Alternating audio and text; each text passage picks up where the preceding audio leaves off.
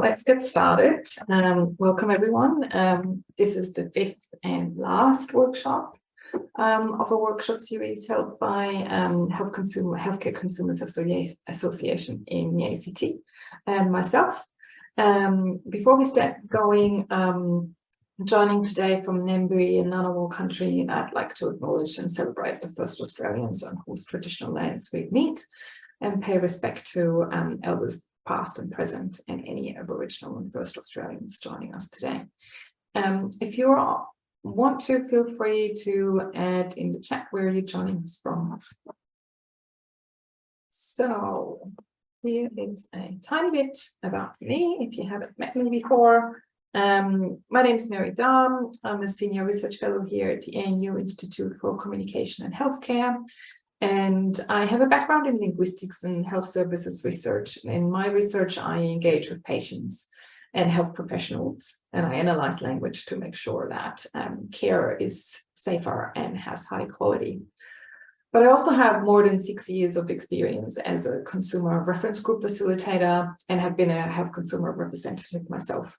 And I've been doing qualitative research for the better part of 15 years. So I hope you join me on this little adventure in looking at what qualitative research is, why do we need it, how do we come up with research questions, how do we collect and analyze data, and then most importantly, what is our role as the researcher, because that's quite a complex construct and idea in qualitative research. So let's get started.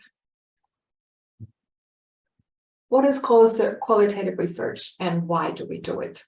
And I like this quote here because it sort of epitomizes what I often sort of think of when I think of qualitative research as a method of inquiry, because it often focuses on talking just as much as on listening and observing. So the best research you can do is talk to people. So if you look at qualitative research, we are looking at a method of inquiry that focuses on understanding subjective experiences, perspectives, and the meaning that individuals have in relation to particular topics. So it's often used to explore new areas of research and to gain a deeper understanding of a particular complex phenomenon. It can be really useful, like I said, to figure out what perspectives and experiences of individuals are. So there can be patients, or there can be healthcare providers, or there can be allied health, or there can be families. And really that finding out what their perspectives, experiences, and values are can help to inform the development of really patient-centered care interventions. Qualitative data methods, and this is what the little basket is for. This is how we collect our data, if you think of the data going into the basket. Include a bunch of methods, and I'll come and discuss some of them in more detail later, but I just wanted to give you an overview at the start. And they can include sort of open-ended or more structured interviews, focus groups that are attended by particular groups of people or a mix of these groups of people. Other methods of data collection include observation, for example, where you sort of become the fly on the wall or try to see what happens in a particular environment. And there's also other things like document analysis, and we'll talk about that a bit more in the later slides. And then when we move on to analysis, and analysis usually is done in repeating sort of cycles or circles, however you want to look at that. And that involves identifying patterns, oftentimes also called themes, within the data. So how that's done is usually you start developing codes through immersive reading, and a process that is called constant comparison, where you might read an interview transcript from one person and read one from another one, find out, oh, there's some new patterns and themes in the second transcript that I haven't seen in the first one, or maybe I wasn't just paying attention to it in the first one. You'll go back. That's what iterative means. So we do it again and again, looking at the same data. We get really, really familiar with our data when we're analyzing it and coding it. So this is sort of the broad shell overview of what qualitative research does and is. And now this might seem like a bit of an obvious question, but question about why do we need qualitative research? And it is really important, like I said before, if you want to explore a really complex topic or phenomenon. And you can do that not as easily if you use quantitative methods. And I'll show you an example of a quantitative versus a qualitative approach in just a second. So you can explore how patients make decisions, or how clinicians might navigate ethical dilemmas. And that's something that quantitative research can't do as well. And that gives you a more detailed understanding of experiences and perspectives. So you might have run a survey and found some interesting results, but it doesn't really tell you why people might have given you the answers that they've given you. And by using qualitative methods, you can have more in-depth exploration of what are the underlying feelings, values, experiences of the people that access healthcare or that don't access healthcare. And for example, how can we develop health communication interventions that are more responsive to the needs of different communities? So in order to do that, you will want to ask patients, or the different patients from different communities, to explore what their actual feelings and interactions with health information or health services are. And it also helps us to identify areas for improvement, or where things are not as effective as they maybe could be.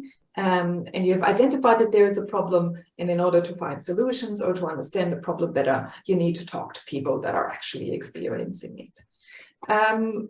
It also provides a much better insight into how social, cultural, religious, ethnic factors impact health communication or healthcare in general.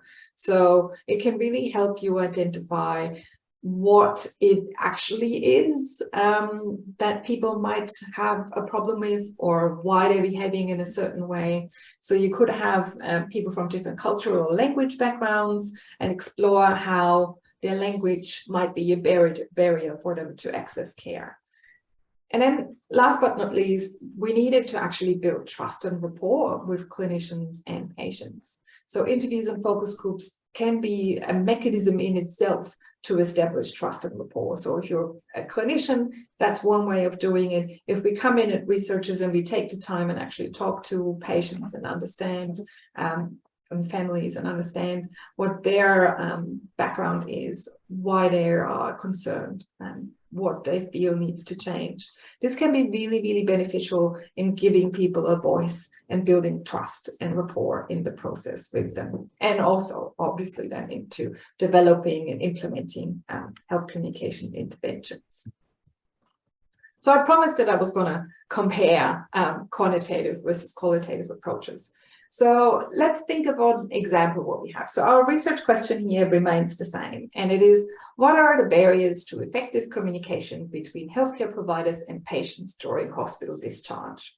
So one way you might approach this could be through a quantitative survey, and that might be a survey that's handed out to every patient after they've been discharged.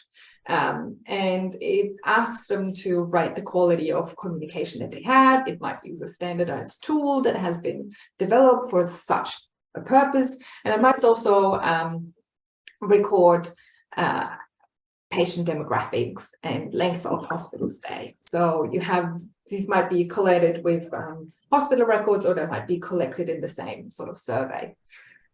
The results could then be used to compare the quality of different hospital settings, different wards, different hospitals in the same city, different hospitals in different cities. And because you have this standardized survey, you're allowed to compare different places against each other. But here, quantitative research can really sort of provide information about what's the prevalence of communication barriers, or what are the factors that are associated with poor communication? Is it people from particular cultural backgrounds? Is it people from particular gender, people from different language, age? All this stuff you can sort of try and tease out. But it can't really give you that same level of in-depth understanding of what the experiences and perspectives of the patient and healthcare providers are that are involved in the discharge process. So, and the survey might also not capture all of the nuances of communication barriers or facilitators. So you may not be able to identify any themes in there or anything new, like patients might not have the room to actually sort of give their opinions and say what really was a barrier if they're not given space to say anything in the survey. So now looking at that from the flip side, so qualitative approach, we still have our same research question. What are the barriers to effective communication between healthcare providers and patients during hospital discharge? And there's multiple ways that you could approach that. So you could involve focus groups, one with patients and family, one with clinicians, or different types of clinicians involved in discharge communication.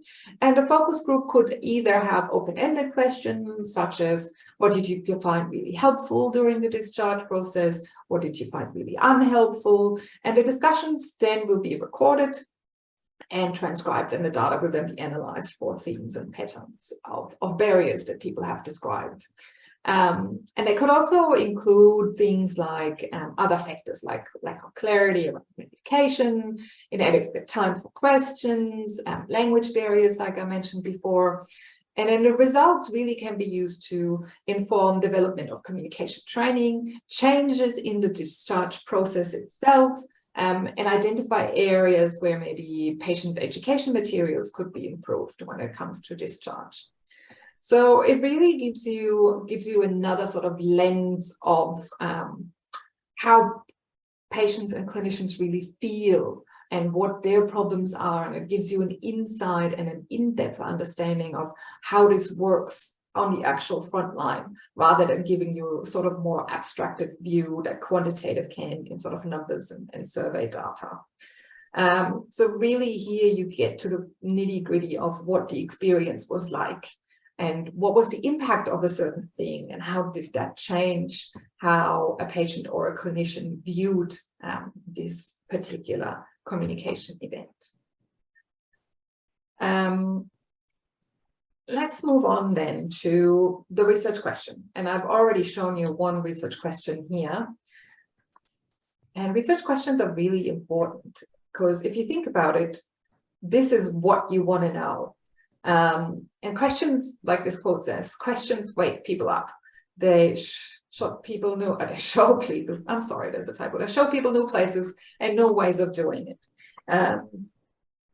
So research questions oftentimes can get confused with what a research aim is. So before we start any sort of qualitative or any research, it's important to formulate a clear research question, as well as aims that guide the research process. So research questions should be really specific and clear, focus on a topic, while the aims are more broader and they indicate sort of what the overall purpose is.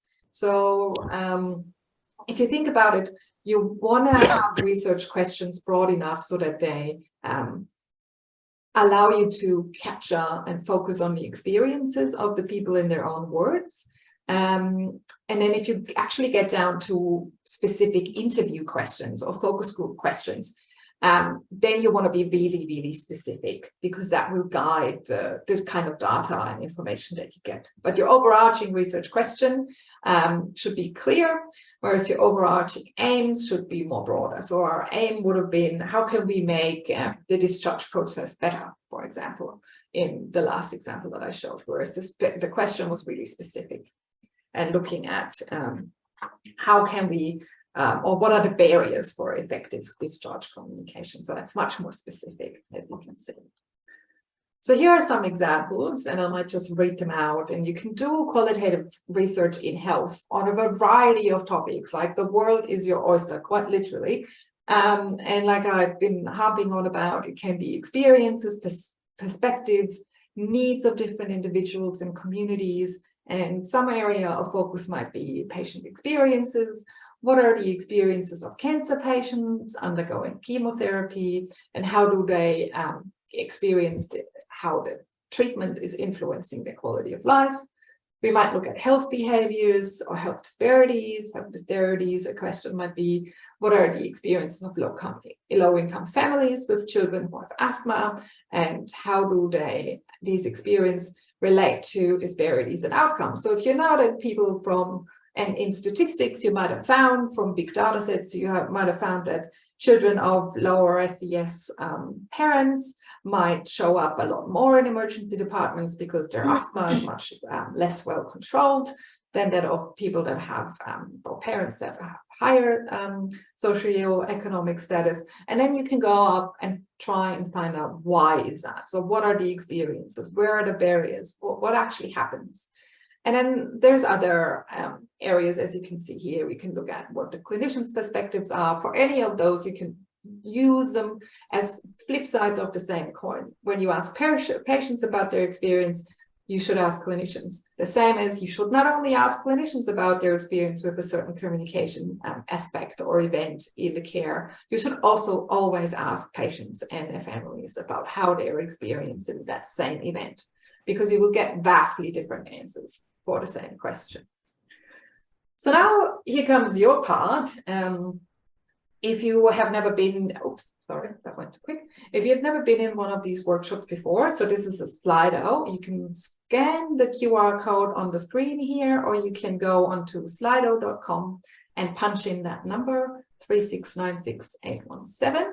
And I really just want to know, what are some research questions that you can think of that we might be able to answer using a qualitative approach?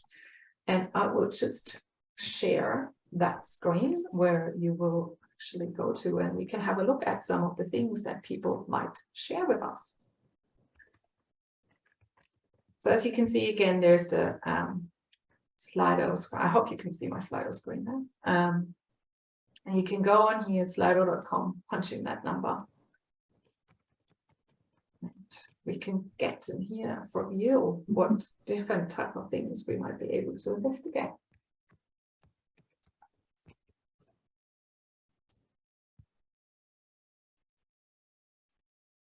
I can see there's one person typing. Don't be shy. It doesn't have to be completely thought out. It can be just spur of the moment, the first thing that pops into your head.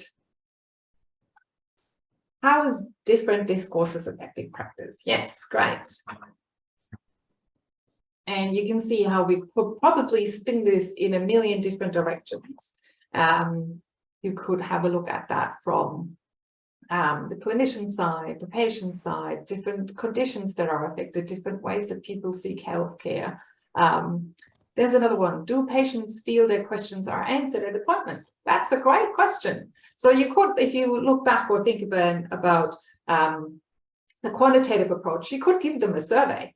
And people would say yes or no, and you might find like 80%, I don't know, I'm making stuff up, 80% say no. And then you wonder, if a clinician would be told that, there would be no, I answer all the questions that people had. And then you want to look closer into what is actually happening. How are patients perceiving their questions being answered? And the doctor might just be superficially answering the question, whereas the patient wants a really much more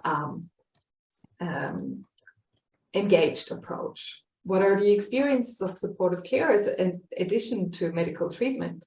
How do health services manage patient admissions in ED? So there are all these different questions, and I love that they're all coming in right now. Really, really great.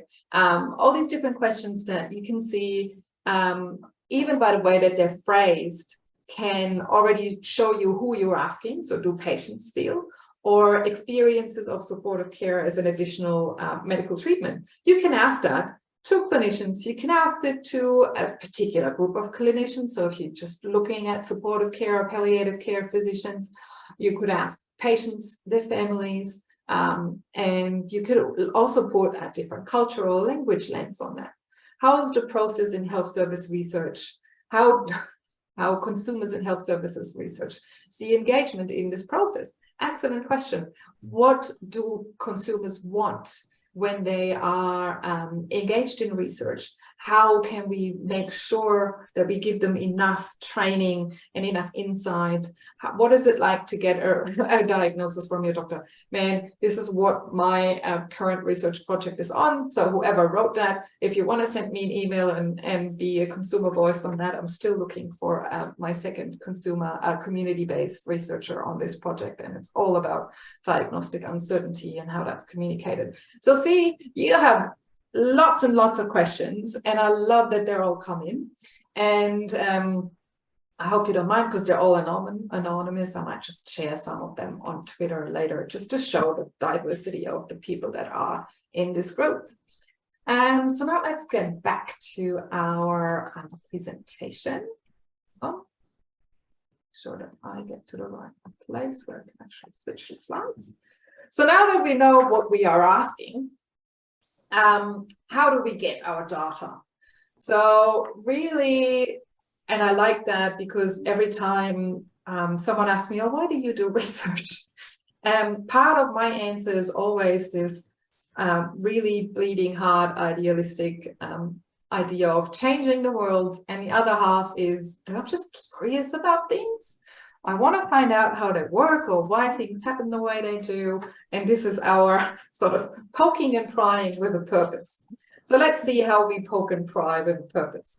And we've seen some of these before. So you have interviews and focus groups, observations, and then you might have case studies where you just focus on one or two particular patients or people or clinicians and go from there. So, and I'll talk a bit more about each of these different methods in a little bit.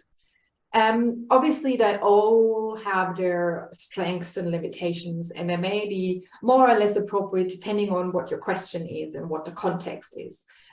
So thinking about some of your questions before, use of supportive care in addition to medical treatment. You could do interview studies with patients individually or a patient group. You could do the same with clinicians providing the care. You might want to have different groups of quote unquote regular physicians versus palliative care specialists. You might want to see how supportive care consultations work. So you might be observing how they work or recording actual interactions. Or you might want to follow in a sort of case study, follow one or two patients as they navigate accessing supportive care, and in addition to their current medical treatment. And then there's also artifacts. So you can also incorporate that into your data collection. So let's use that example again of supportive care in addition to other treatment that you might receive. So there would be documents that could be as clinical or lawyerly as you can imagine. So your advanced care plan. There might be other documents about palliative care and supportive care, actually explaining what it actually is, how it works, what you can access in the various jurisdictions that you live. You can ask the patients or clinicians that you work with to write little diaries. So today I had my supportive care consultation with ex-patients or with ex-clinician. This is how I felt. These are the questions that I had. These are the questions that weren't answered. These are the questions I didn't dare ask. These are the questions I don't want to ask myself. So people can be really a lot more open in diaries than they might even be in an interview to you. And then there's also visual artifacts. So that means anything that you can take a picture of, obviously always with ethical approval and consent of people involved if there's people in the pictures, but also just pictures of setup of places. So if you think about old doctors' offices or really traditional doctors' offices or specialist offices, maybe especially, where people used to sit behind these massive mahogany desks, like as if there were a throne behind the desk and the doctor was just sort of throning there and you were the patient sitting on the other side of this desk in this tiny puny chair usually and sort of looking up at the Gordon White, so to speak. Whereas nowadays, if you see how practices and consultation rooms are set up, people often sit across the corner of a desk. There's no sort of physical barrier in between them anymore. Or you want to take pictures of how computers are located in a room and how people orient to them. So that's all sort of artifacts that you can collect as well. So now going on to interviews. Interviews really are what you think they are. They're usually one-on-one conversations between a researcher and a participant. And they come in different ways, so they can be really, really quite structured in the sense that they can be sort of delivered as if they were a survey. So there's a battery of questions, and you ask the same questions to everyone. There's no divergent, there's no actual follow-up questions that you might ask to an answer. Once a participant has answered a question, you move on to the next. Then there is sort of the semi-structured one, that's the one I use most often and I've sort of encountered most often, is where you have a set list of questions or topics that you want to hit in the interview, but you remain really open and flexible. And when the patient says something that's interesting and that you haven't considered as a topic, you can follow up on that. And then there's open questions or completely sort of unstructured interviews where you really might have an inkling of what you want to ask, but you really are open and constructing ideas around the phenomenon that you're investigating with the participant that you're working with. And then focus groups work similar. So focus groups are usually, and you can really actually have them as small as you want. So I would say, if you want to call 2 people a focus group, be my guest and do that. But typically, we're thinking of them as larger groups, where really you need to have a researcher there with a moderating function. And oftentimes, maybe 2 researchers would be better than just 1, just for note-taking as well as moderating and guiding the discussion. What I find really important to note is that for focus groups, it is very important to consider when you're planning them how the groups are made up. So if you want to know something about how different hierarchies in a hospital might affect the way that incidents are reported, it might not be the best idea to have people from all levels of hierarchy in one focus group. So you might want to have more junior doctors or nurses in one group and more senior doctors and nurses in another group. You might not even want a mixed professional group. So you might want to have junior nurses group, junior doctors group, junior allied health group, and then similar groups for senior people. Because if you have people in a room that feel there is power or social or any kind of capital that happens in that room, they might not say what you want to hear. Not what you want to hear, but they might not be as open as they could be if they were amongst what they believe are their true peers. So it's really also important, other than that, if you really want to look at what group dynamics are, so if it's not as much about content, but more about how do people behave with each other, how do they share experience, it might actually be good to mix up the group. Good to have one that reaches across all hierarchies, because then you can see what the group dynamics are. And they might be really similar to what plays out in other meetings that these groups have together. So do the juniors get to speak as much as the seniors? Who holds the floor more? Are there opportunities? Who interrupts who? Things like that can be really, really important as well to look at. And examples could be for interviews you might have, like I said before, interviewing patients about their experiences with supportive care or clinicians, and the same goes for focus groups. So you could have a group of patients that were offered supportive care but didn't take it on. You could have a group that were offered and used it. You could have a group of families. The world really is open to you and what you want to achieve there. And then in terms of modality, I think since the pandemic, people are much more open to doing things like that, not in a face-to-face, like physical face-to-face situation. Oftentimes that can still be the best sort of approach, because you see little mannerisms and things like that much better, especially if it's a focus group. But for interviews, one-on-one can work just as in person as well as online or over the phone. You get a wide range of information. Oftentimes you have to be careful that you don't get too much. And for researchers or consumers, and when I say consumers are also researchers. If you are wanting to run interviews and focus groups for the first time, I think the thing that when I first started out, found most difficult is to wait and let people talk. There's oftentimes, even really depending on what the topic is. So if you imagine you talking about someone about supportive care and what that means and what they might think of when it comes to supportive care, there can be quite emotional topics. So you might want to leave some time for them really to gather their thoughts, and not just sort of be, oh, I've asked a question and they're not answering me, what do I do? And sort of jump in with further explanations of what your question was. Just let it sit there for a bit, and people will talk. People like to talk. People like to share what they think. All right, so the next one that we had, and that we had on our slides before, was observations and case studies. So observations really are about watching and recording behaviors or interactions in the natural setting where they occur.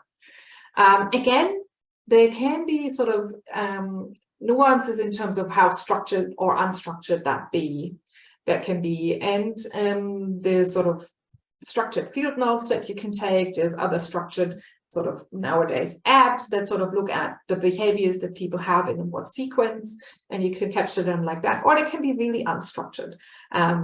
They can just be recording what happens, and the actual analysis happens later.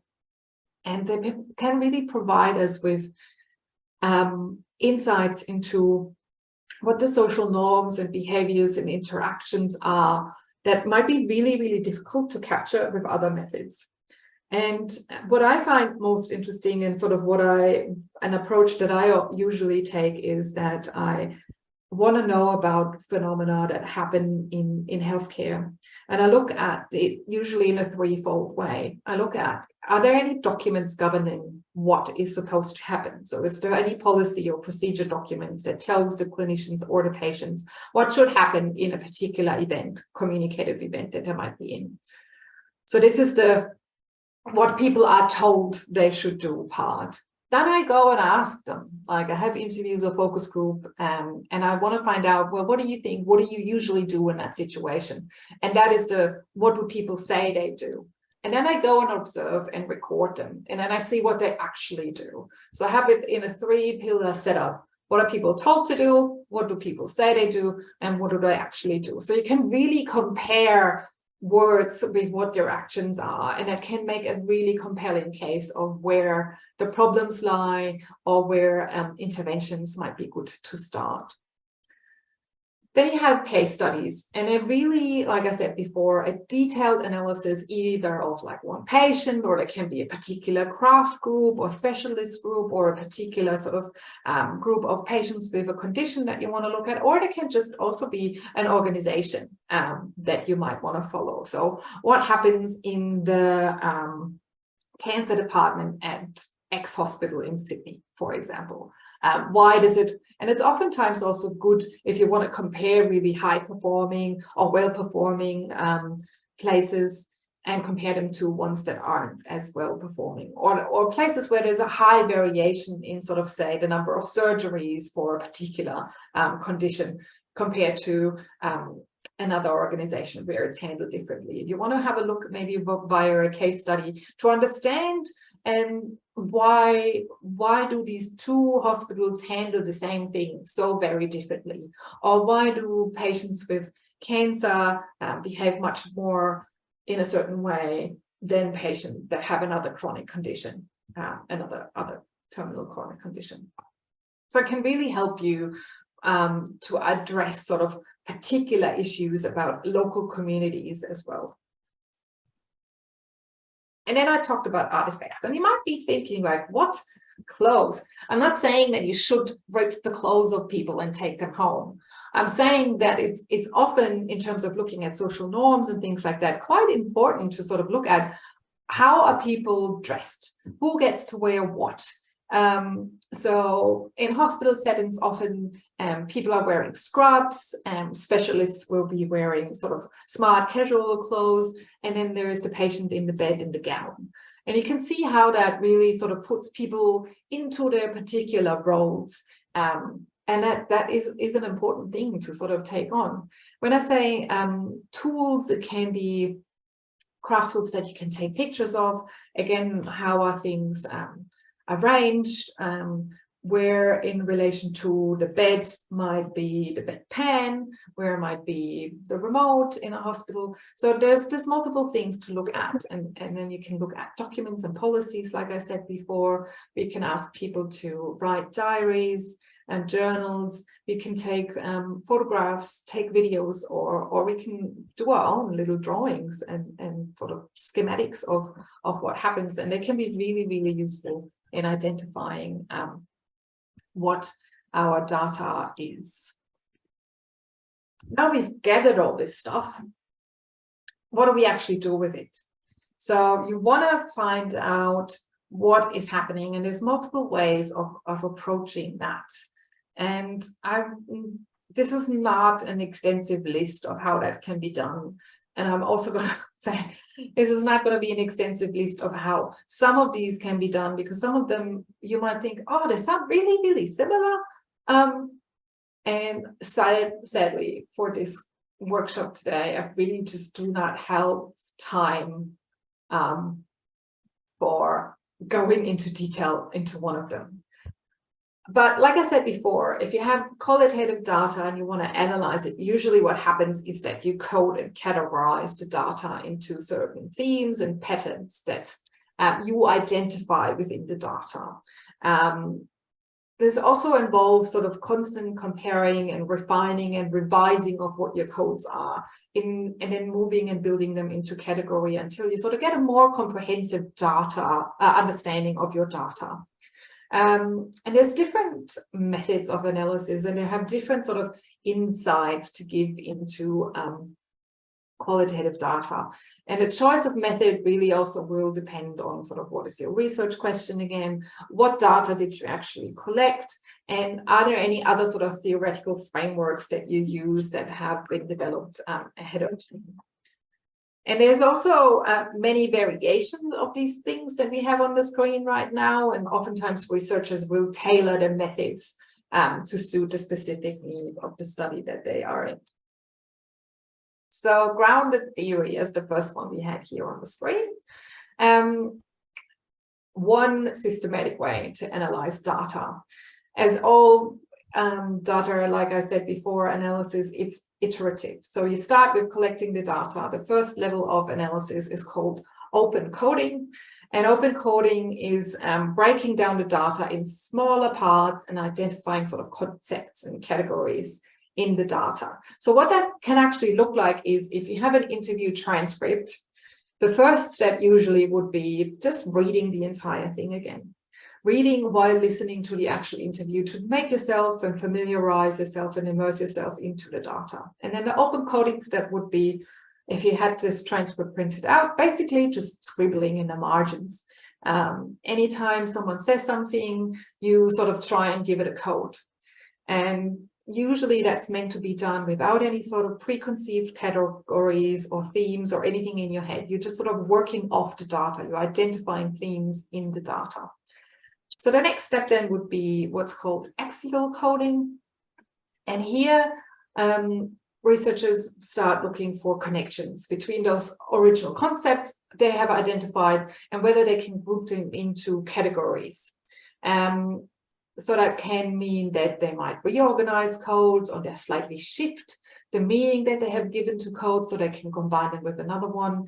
And they build broader categories or subcategories, and also look at what the relationships are between these categories. And then usually selective coding then is sort of the final stage. You finalize what your codes or categories are, you finalize what the relationships between these are, and then really the focus is on the core categories and explaining relationships. So the thing that I wanted to also say about grounded theory is it originally was proposed as something to build up new theory. So if you're exploring a certain phenomenon that no one has actually looked at before, and you want to theorize about it, that's a way to do it. But you don't have to do a theory like that. It does not have to be your end product. You can just end with the themes, but you have to sort of be specific about it. So saying that you use the principles of grounded theory rather than you were setting out to do grounded theory.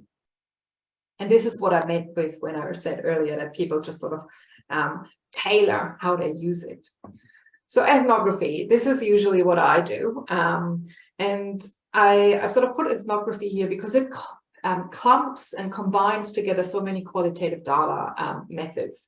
It involves systematic observation, descriptions of people's behavior and interpreting their behavior, looking at cultures and behaviors and social interactions in the natural settings, again, where they occur. And you can use interviews and focus groups and observations, and you can also collect artifacts among that. So the audio and video recordings usually have the focus group or interviews, but you can also video record the actual interactions that you're witnessing rather than sort of just taking notes. And they're combining all these methods to give you a really comprehensive view. And that is sort of what have people said, what are people really doing, what are the discrepancies between these different aspects. And you can, again, use similar things to what grounded theory does in identifying codes and patterns and moving through it in a cyclical way of enriching your understanding as you move from one data source to the next and get a more complete picture of what is actually happening in this scheme. Now, this is really dense, and I apologize in advance. But this is one of these things where I said I don't have enough time to explain what the detailed differences between these really are. But I wanted to show them to you nonetheless. And let's start with discourse analysis. So discourse analysis usually looks at language and how the use of language shapes social reality. So researchers might focus on language to maintain power imbalances, or to challenge power imbalances. Who gets to speak? How long do they get to speak? And you could look at an example of sort of what were public speeches by politicians during COVID. You could look at it in interactions and look at if you have a consultation with a patient and a clinician, what's the speaking patterns? What type of language do they use? Who's sort of making more active or imperative statements versus who's sort of being the passive recipient in this interaction. Then there's content analysis, and content analysis actually can work two ways. And any actual qualitative analysis can work two ways. So you can have inductive or deductive approaches. Deductive approaches are when you use a framework that someone has already established and you try and apply that framework again. Or inductive is really to generate and identify patterns and themes out of the data that you have. So if you wanted to know, for example, how many times did people talk about hygiene, distancing, and mask wearing in the speeches during COVID-19, that could be sort of your framework that you want to look at. So for content analysis, you can identify patterns, and there's also sort of a version where you can count them, even though counting is usually very frowned upon in qualitative research. It's not about having numbers. It's not about saying, not about necessarily saying that if you ask 10 patients about what their experiences with supportive care was, and 5 said really great, and 5 said not so great, that you have a split. You can't really say anything about that. It's more about what the patterns are. And even if just one patient has something to say about a particular sort of topic or category or barrier, it's still as valid as if 5 patients would have said it. So you can count, and there's different ways where you might count, sort of deductive approaches. Often look at more counting ways, but if you're using an inductive approach to identify themes and categories, you don't necessarily want to count them. And then thematic analysis again, is very similar to other approaches we've already discussed. You identify patterns and themes. The usual proponents of thematic analysis, Brown and Clark, and I just want to share that here. They are very, very vocal about how themes do not emerge. They're not buried in the data for you to go and dig up. They have not always been there. It's your role as the researcher to identify and find the themes in the data. You are identifying them. You are making these themes appear. They're not just sitting there waiting for you to sort of be plucked up. That's also one of the things that often comes up in criticism about qualitative research, that they're just nitpicking quotes that fit whatever they want to say best. And this is why we want to sort of have a systematic approach where we go through our data, we keep sort of coding books, we identify what our codes are early, and we are open and reflective in our analysis as to how our codes or understanding of this data changes. And how we as people bring our own sort of specific mindset to the data and how we interpret that as well. So there's also then, if you do this, software that you could use. This is a screenshot here from In Vivo. The top table is an actual sort of, and I know I've just been on and on about how we shouldn't count things, but they can help you in identifying where your problems lie. And I'm not saying that you should publish a table like that, but you can see how certain things might cluster in a table like that. So this was a table looking at health advice and how health advice for COVID was phrased. And if you look at that here, you can see that hygiene usually had really direct approaches, and there was a lot of hedges in the way that they were phrased as well.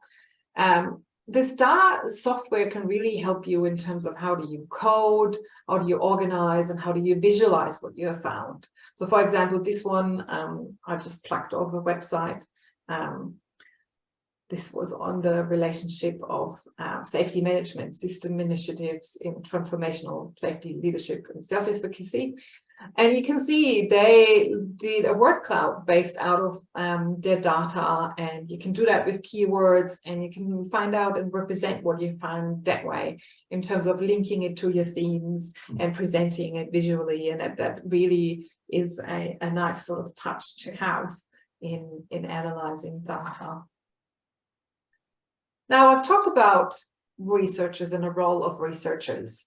And really, you want to know who you are. And I'm repeating a slide that I had in a previous one of these workshops before, where I just made a note of the language that I use. And I talk about researchers, even though this is sort of marketed to consumers. And because I do that because you are maybe consumers, but if you're also working as a researcher, you're also as a researcher. So this distinction is when I talk researchers versus consumers, I often make this distinction purely on making it easier for participants to understand what role I'm talking about. But it's sort of like if you talk about different ice cream flavors rather than just ice cream. And sorry if you now want to have ice cream, but we are researchers, we are consumers, we are researchers. And if I say researcher, that is meant to speak to you as a consumer representative or patient advocate as much as it does to me when I'm sitting here and actually doing research. And I want to do research with consumers, and I feel consumers are just as much researchers as I am. So researchers on the whole, you are responsible for designing and conducting the study. And in doing that, you develop the research questions, you select participants and collect and analyze data. For qualitative research, much more so than for quantitative, you really have to consider your own role. What's your subjective perspective? Like, what is all the experiences and ideas and understanding that you actually bring to data collection and data analysis. You need to sort of think about reflecting what that might mean. And I have another slide for you to put some information in regards to if you think about yourself as a researcher and where you've come from, just in 1 or 2 words, can you share how that might affect the way that you will interpret data? Just go and open the other one. I'm sorry. So you'll see it in just a second. It's the same Slido number as before, which I think Shavana has put in the chat. If you scroll up a bit more. So really just 1 or 2 words. What do you think, how does your experience, personal or professional experience,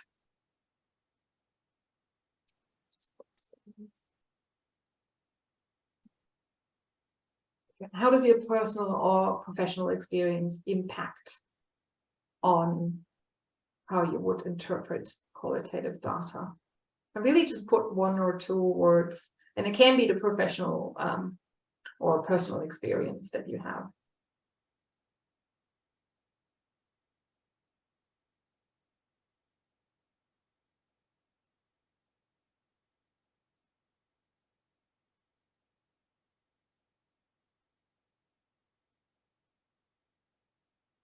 Nothing is what it seems. You have your cultural background, and yes, bias. Every one of us, every single one of us will have some sort of bias that they bring, and they might consciously or unconsciously have bias in the way they approach people or deal with people. You might have experience with a certain topic, either as a patient who has gone through this experience themselves or as a family member. And see, bias is the big too much coffee. I like that. That will certainly make you more talkative in an interview. It probably would for me. If you're hoping for a certain outcome, yes, you're approaching this with a particular idea or set of ideas in mind that you think that you might be able to find or not find as you go on. Not enough cake. Yes, I like to, if I meet people in person, I like to bring them some food because they give me their time. I bring them some food. Good. Excellent answers, and especially sort of the bias is something that people should be more aware of, and I'm really grateful to see that you, whoops, sorry, didn't mean to do that, I meant to do that. Grateful to see that you are really across the bias question. Oops, let's go back. So this is what I meant sort of with reflexivity, or that's sort of the term that's usually used to talk about this. So what's the researcher's own awareness of their role in this process? And it really comes down to understanding what the personal and professional experiences are and acknowledging that they're there. You don't have to pretend that your experiences and what happened to you in your life hasn't happened, but you need to be able to sort of say in your analysis and when you're writing up, this is how me being here might change what people do. This is how me analyzing the data that I've collected might be colored by my personal experiences. That can be really helpful in developing a deeper understanding. If you've already experienced something, you might look at it through a totally different lens than if I would come in as a newbie or sort of a fresh eye from the outside. But you need to be cautious that you don't impose your own experiences onto the data or the participants when you collect it. Then there's positionality, where you look at the social location or position within the society. And like I said, consumers and researchers, you are the same person. But if a consumer researcher goes and talks to a patient, and if I go and talk to a patient, they will give you and me vastly different answers. And that's sort of the position that you have. If you come in and you say, I'm working with the research team, I've also experienced X, Y, Z, they will be much more open to you than they would be to me that just comes in and say, hi, I'm a researcher, I'm interested in how you experience this. But again, you need to be identifying with a particular group or a marginal group, and you need to be aware of where your positions are. Also in terms of sort of power dynamics, where do you stand, and the bias that we've already talked about, sort of what are your own biases or potential biases in the process, what are your personal values, cultures, what are the societal norms that you ascribe to, and that can also be helped sort of with looking at multiple sources of data. And then reflection, and reflection is something that you should always include in the final sort of analysis, and keep a reflective journal or documents how your thoughts and feelings progress throughout the research, and have sort of self-reflection or reflection activities with other researchers on the team. And that can help you sort of identify or address someone else's bias, and it can improve how reliable the research findings actually are. So this needs acknowledgement and addressing. And then to finish off, really wanted to focus on specific benefits of consumer researches. And I feel like I've talked about this excessively, and I still can't talk about it and praise it enough in this workshop series. It is really such an empowering tool. If you participate in qualitative research, you can contribute your own perspectives and experience in the process. You can draw on it, and it can be so enriching for you as a consumer to sort of know this is how my experience can make a difference. It can offer further relevance, like things that researchers that haven't been in this situation or that haven't been consumers could not think about. It gives you an opportunity for community support, a community group, and to build trust and relationships between researchers and community groups as well. You can provide and help with such a deeper understanding in interpreting data from a community's perspective and from the different needs that people in a particular community have. And it can help with the validity and reliability of the data that qualitative research is oftentimes sort of faced with. Oh yeah, you just asked a bunch of people. But if you incorporate multiple researchers in analysis and multiple researchers in data collection, and they're adequately trained, and you give them support, that is really the way to make qualitative research rigorous and valid. And so this is really what I want you to focus on as you go out. Think about what you can do as a researcher, how you might want to approach certain projects. We here at the ICH, we're always looking for collaborators, and we have a really strong consumer reference group that you can join if you want to. I'd also appreciate any feedback and comment on this workshop series. I'm really sad that this is the last one, but you can scan the little dinosaur QR code here and provide me some feedback, especially also looking forward if there's other topics that you might want to see, because we might sort of run a revival of this or an extension of this in the future next year again. So I thank you all for your time. I don't want to keep you much longer.